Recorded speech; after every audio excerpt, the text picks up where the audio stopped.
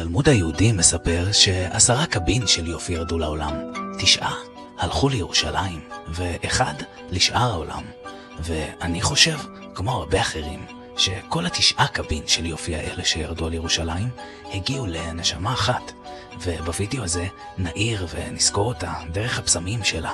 כן, אנשים יפים, זה הריח של מלכת היופי של ירושלים, ענת אלימלך, זיכרונה לברכה.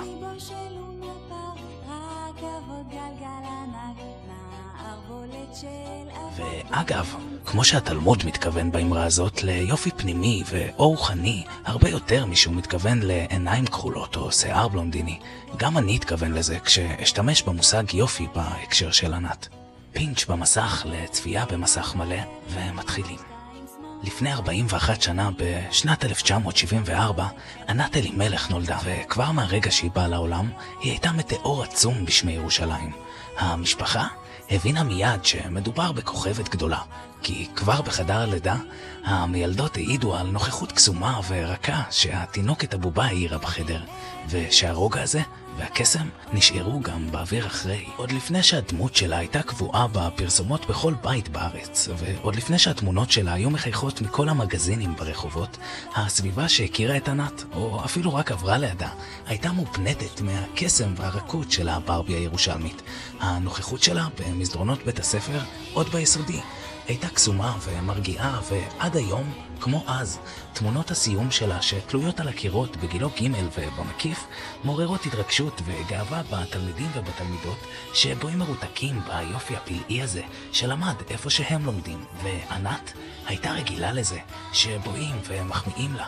כנראה שככה זה שכבר בגיל 6 את מתחילה את כיתה א' עם התואר ילדה יפה ירושלים, ומסיימת את כיתה י"ב עם הופעות בטלוויזיה ועם תארים מתחרויות יופי עירוניות. ההישג הגדול של ענת, לדעתי, הוא העובדה שהיא הייתה חוצת מגזרים וטייטלים, ובעצם הייתה מולטי טלנט עוד הרבה לפני שהעולם ידע מה זה.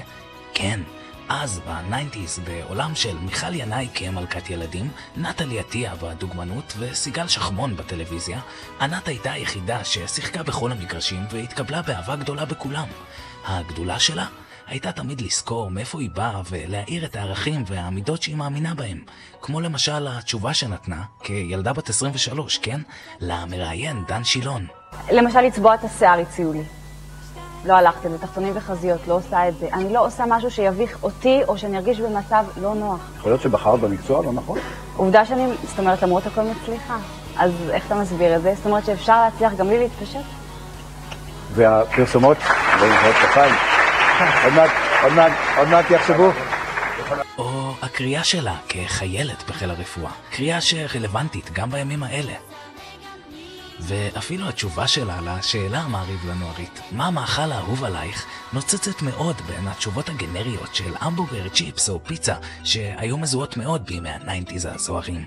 כי כזאת הייתה ענת, מטאור, תכשיט יפה ונדיר שנוצץ ומאיר, ומבקש להזכיר שלא כל מה שנוצץ הוא באמת זהב.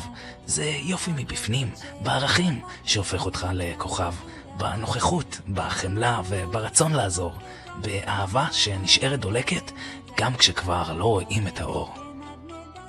ב-1992, הפן מישל אלמריק, שייצר ריחות לגוצ'י, ברברי ודיור, ייצר עבור המותג השוויצרי שופעת בושם שמכיל ריח אלגנטי וזוהר שמתכתב עם תכשיטי היוקרה של המותג.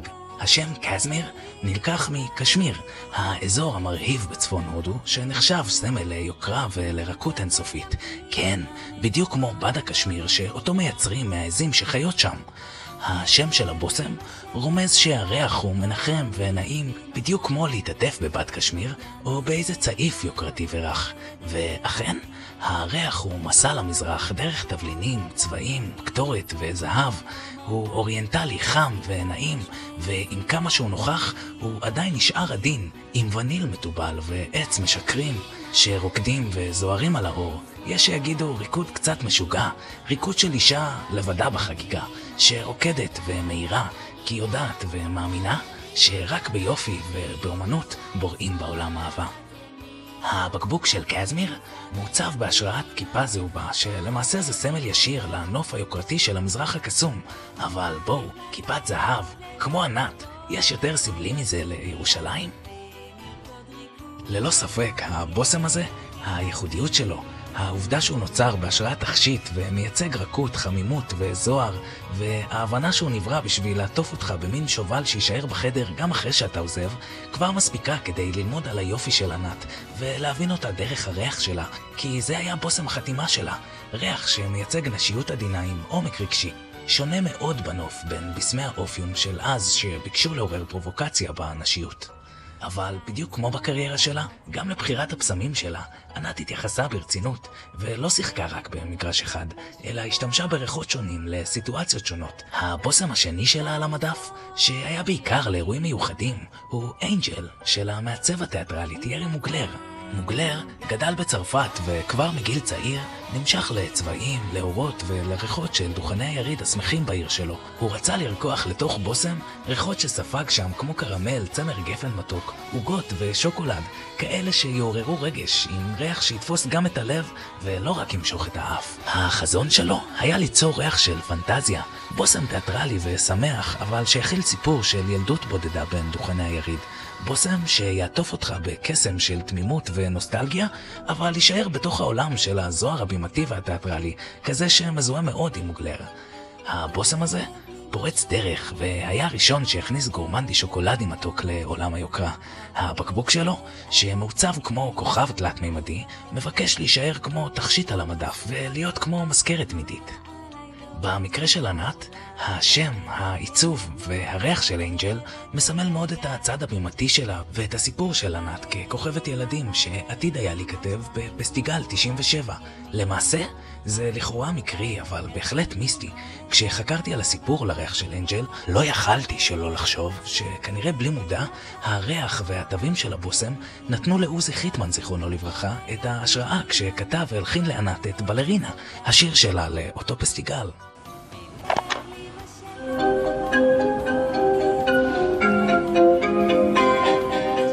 ישבנו פה עם הטייפ, ואני משמיע לה את השיר, היא ישבה לידי, כמו בסרט, דמעה פה ודמעה פה, ולחיים רטובות מאוד. אני חושב שהיא הייתה בודדה במערכה. זה מאוד אפיין אותה, שמסביבה חגיגות והיא לבד. יש פילוסוף צרפתי, שאני לא יודע מה שמו, שאמר, החיוך או ההומור הוא גן העדן של המדוכאים. אני חושב שהחיוך שלה אז היה גן העדן שלה. מהפסמים האלה אפשר ללמוד שענת נמשכה לריחות נשים שמספרים על רוח ויוקרה, אבל גם על זוהר ועל תיאטרליות. אפשר לנחש שקסמיר היה הבית והנשמה, ואנג'ל היה בחוץ, הבמה. והפסמים שהיא בחרה מעידים עד כמה ענת הייתה מיוחדת במינה, כזאת עם נוכחות עצומה שנשארת ומהירה גם עכשיו, כמעט 30 שנה אחרי שהאור קבע.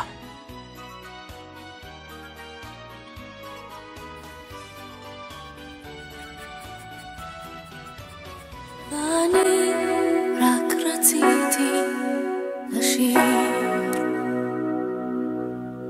לעמוד מול מראה בעיניים עצומות, לקרב תפוח עץ אל שפתיים אדומות ולשיר.